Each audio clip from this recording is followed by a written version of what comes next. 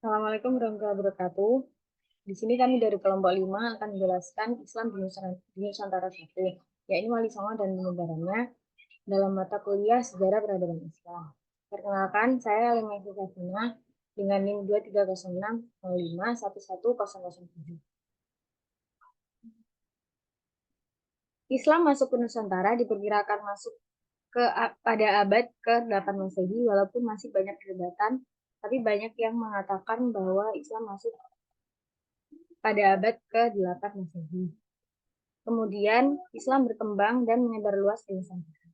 Seperti yang kita ketahui bahwa Wali Songo berperan penting dalam penyebaran Islam di Nusantara. Akan tetapi, apa makna Wali Songo itu sendiri dan siapa sajakah tokoh-tokoh Wali Songo tersebut? Wali Songo sendiri memiliki banyak makna, tapi makna Wali Songo itu merujuk pada satu arti. Wali berasal dari bahasa Arab yang merupakan bentuk singkatan dari waliullah, yang berarti orang yang mencintai dan dicintai Allah. Sedangkan kata Songo berasal dari bahasa Jawa yang berarti 9. Jadi, Wali Songo dapat diartikan sebagai wali 9, yaitu 9 orang yang dicintai dan mencintai Allah. Siapa sajakah tokoh-tokoh Wali Songo tersebut? Yang pertama ada Syekh Maulana Malik Ibrahim. Syekh Maulana Malik Ibrahim keturunan dari Ali Zainal Abidin, Syed Nabi Muhammad SAW. Disebut juga sebagai Sunan Gresik, berasal dari Turki atau Kashan, sebuah tempat di Persia atau Iran. Syekh Maulana Malik Ibrahim wafat pada tanggal 8 April 1419 Masehi dan dimakamkan di Desa Gapura, Kota Gresik. Syekh Maulana Malik Ibrahim adalah penyair Islam pertama di Tanah Jawa dan disebut juga sebagai ayah dari Wali Songo. Yang kedua, Sunan Ampel atau Raden Rahmat. Sunan Ampel adalah putra cucu Raja Tampa. Beliau memiliki istri bernama Dewi Chandrawati. Beliau kemudian wafat pada tahun 1406 Masehi. Dan beliau dimakamkan di kompleks Masjid Ampel, Surabaya. Yang ketiga ada Sunan Bonang atau Magdum Ibrahim. Sunan Bonang adalah putra dari Sunan Ampel dari istri yang bernama Dewi Chandrawati. Beliau dikenal sebagai ahli ilmu kalam dan ilmu tauhid. Beliau mendirikan pesantren di daerah Tuban.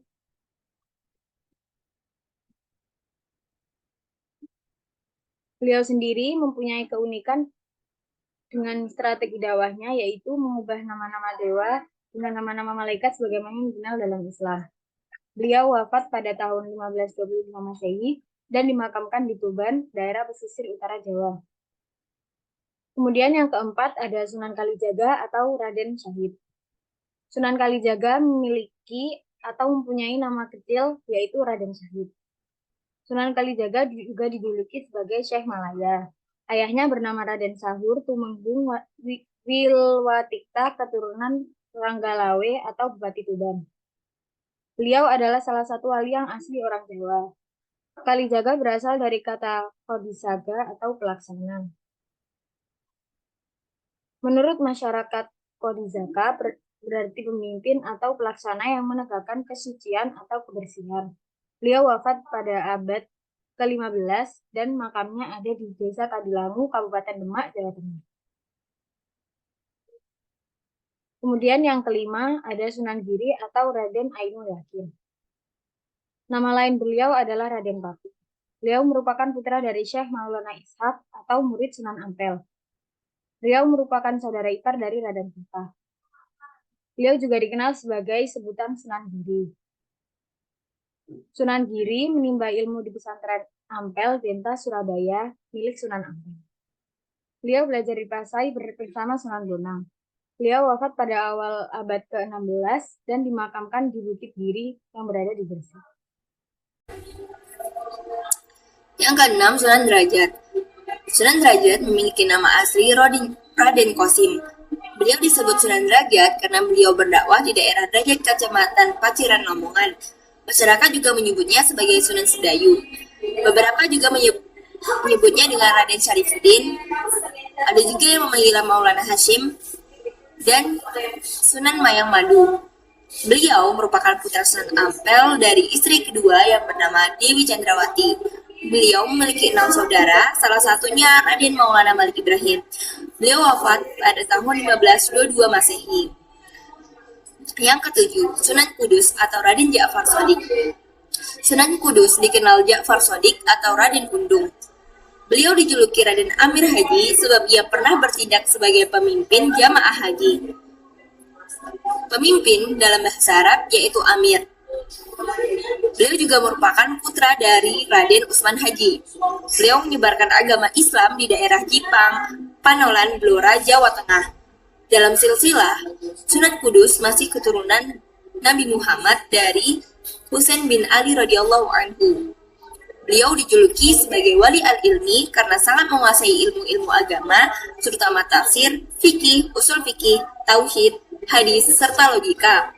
Beliau pernah menjadi panglima perang Kesultanan Demak, dan beliau juga pernah menjadi bupati sekaligus pemimpin agama. Beliau wafat pada tahun 1550 dan dimakamkan di komplek Masjid Menara Kudus. Yang kedelapan, ada Sunan Muria atau Raden Umar Said. Beliau merupakan putra dari Sunan Kalijaga dengan Dewi Saroh. Beliau memiliki nama asli Raden Umar Said. Semasa kecil, beliau biasa dipanggil Raden Prawoto. Beliau juga dikenal sebagai Sunan Muria karena berdakwah dan bermukim di Bukit Muria. Beliau wafat pada abad ke-16 dan dimakamkan di Bukit Muria, Kudus. Yang ke-9, Sunan Gunung Jati atau Syarif Hidayatullah. Beliau adalah pendiri dari Kesultanan Cirebon dan Banten. Beliau juga memiliki nama Nurullah yang dikenal sebagai Sunan Gunung Jati, berasal dari Pasai. Menurut buku sejarah Banten, karya Husain Jajaningrat, beliau mendirikan sebuah pemukiman muslim di daerah Banten.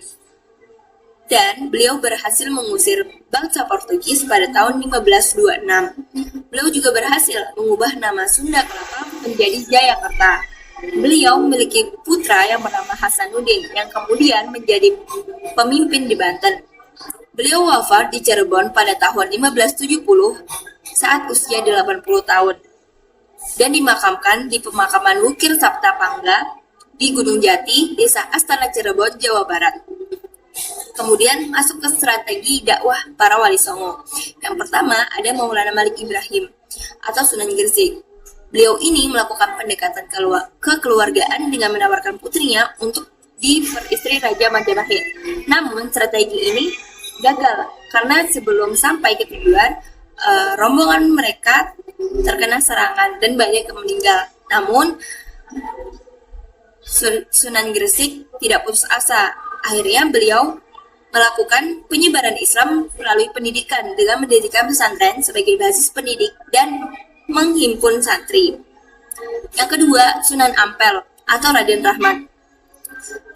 Beliau ini mendirikan pesantren di Ampel Denta sebagai basis pendidikan dai.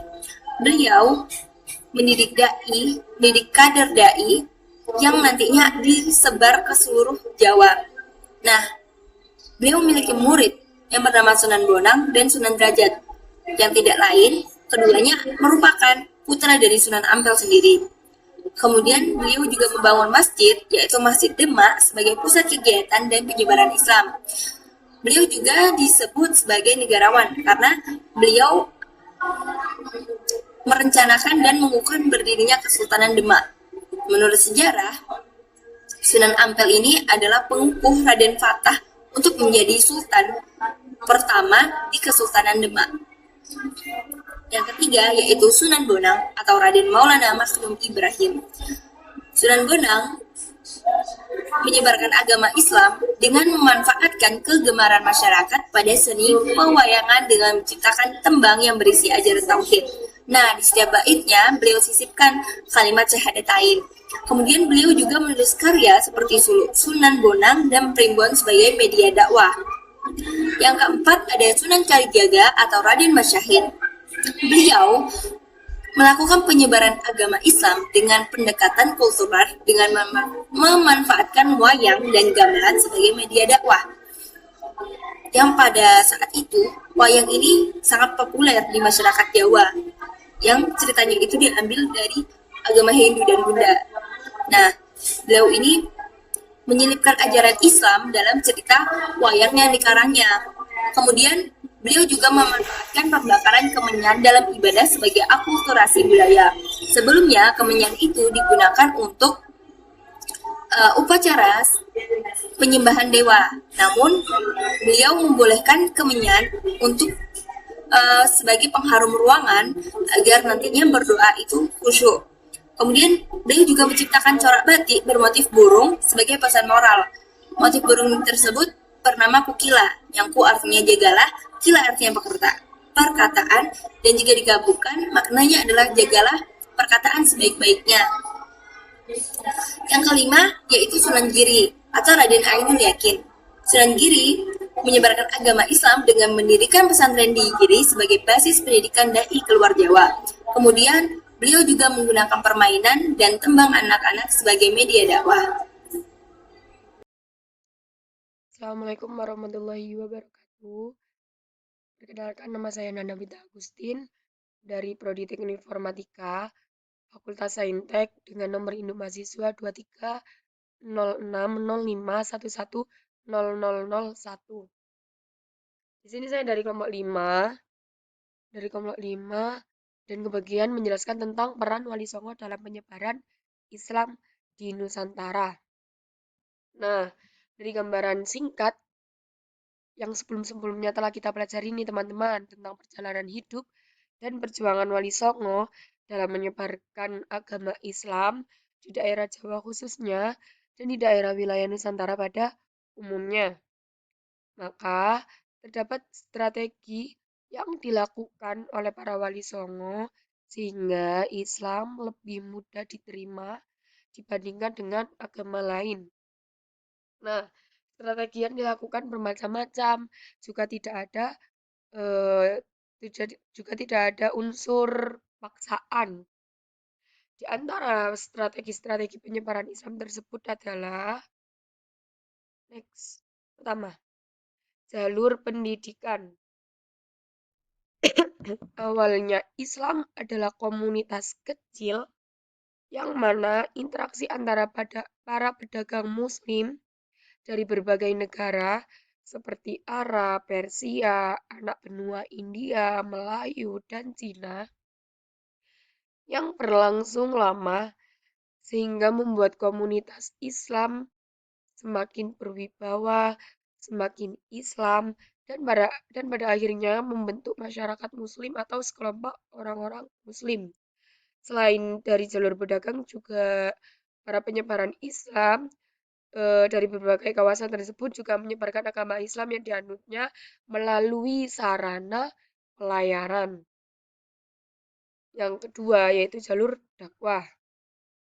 Pasti kita tidak asing dengan strategi dakwah.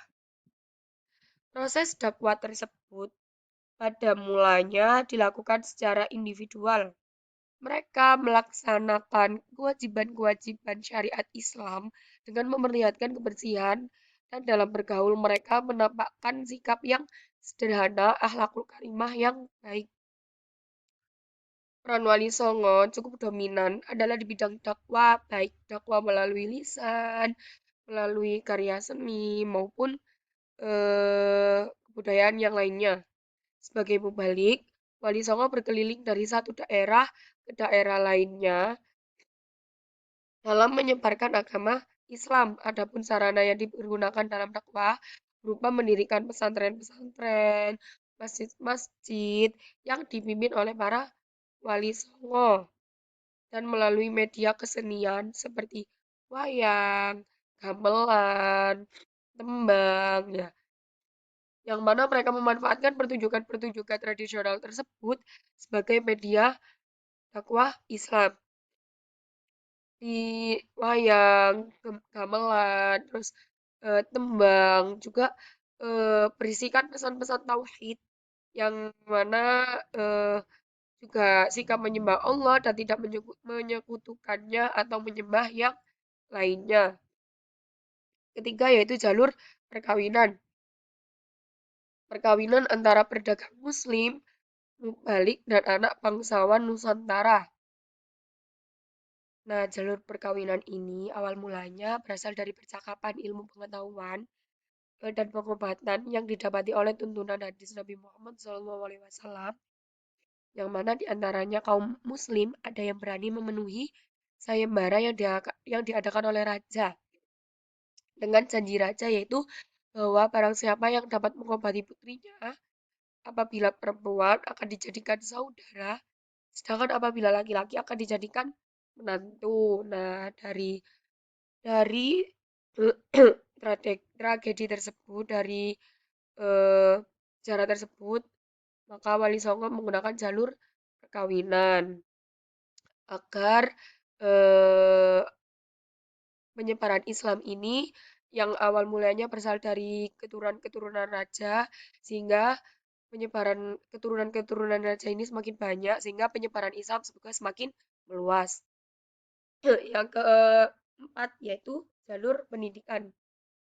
Setelah kedudukan para pedagang mantap eh, udah kuat, mereka menguasai kekuatan ekonomi di bandar-bandar seperti di daerah Gresik. Pusat-pusat perekonomian itu berkembang menjadi pusat pendidikan dan penyebaran Islam.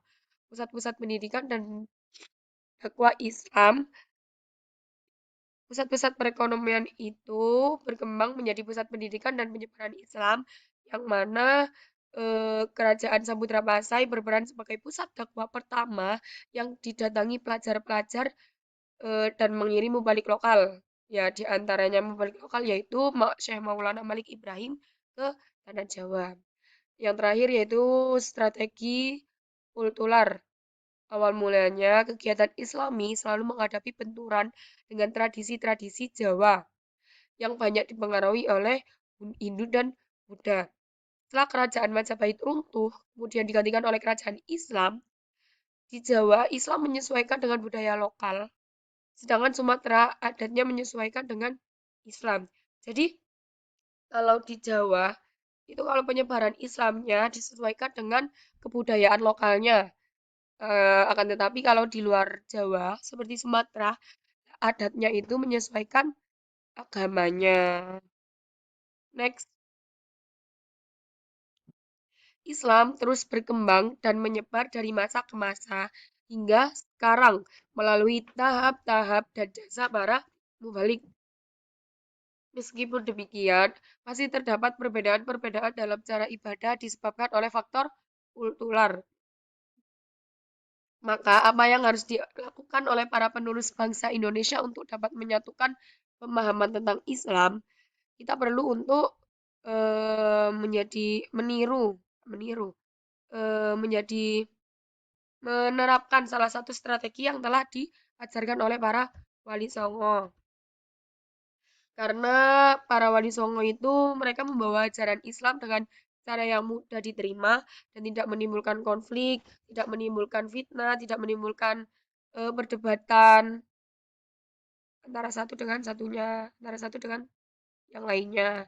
Mereka membawa keberagaman budaya dan kebudayaan ke dalam penyebaran Islam, sehingga ajaran Islam dapat diterima dan disebarkan lebih luas lagi. Kesimpulannya, Wali Songo memiliki peran penting dalam penyebaran Islam di Nusantara, khususnya di Pulau Jawa. Mereka menggunakan berbagai strategi dakwah yang unik dan persuasif untuk mengajak masyarakat memeluk Islam tanpa menimbulkan konflik. Strategi yang diterapkan antara lain melalui jalur perdagangan, perkawinan, pendidikan, terus kultural, dan lain-lain. Para wali menunjukkan sikap yang bijaksana dengan mengadopsi unsur-unsur budaya setempat ke dalam penyebaran Islam. Mereka memanfaatkan kesenian seperti wayang, gamelan, tembang sebagai media dakwah yang mudah diterima masyarakat. Selain itu, para wali juga mendirikan pesantren sebagai basis pendidikan dan penyebaran ajaran Islam. 9 tokoh yang termasuk dalam Wali Songo memiliki karakteristik dan strateginya masing-masing dalam berdakwah. Namun mereka bersatu dalam misi yang sama, yaitu tetap menyebarkan Islam di Nusantara dengan cara yang damai dan menyejukkan tanpa adanya unsur kepaksaan. Berkat perjuangan dan kearifan Wali Songo, Islam dapat diterima dan berkembang pesat di Nusantara hingga saat ini. Nah, dari semua itu adalah yang dapat kita sampaikan dari kelompok 5. Kita mohon maaf jika ada salah kata dan banyak kurangnya. Jika ada pertanyaan bisa japri ke saya, Alia maupun Ayah. Cukup sekian dari kelompok 5. Thank you. Wassalamualaikum warahmatullahi wabarakatuh.